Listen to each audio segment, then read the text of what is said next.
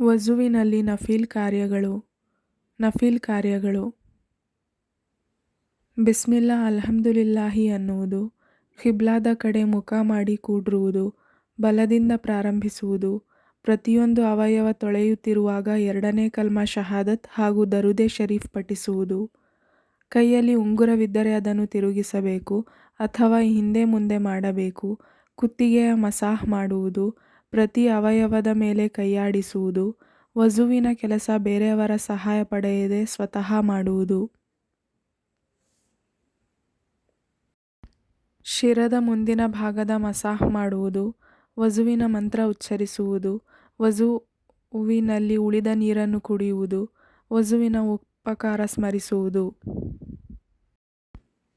ಪ್ರತಿಯೊಂದು ನಮಾಜಿನ ಬಗ್ಗೆ ಪ್ರತ್ಯೇಕವಾಗಿ ವಜು ಮಾಡುವುದು, ವಜುವಿನ ನಂತರ ಎರಡನೆಯ ಕಲ್ಮಾ ಶಹಾದತ್ ಹಾಗೂ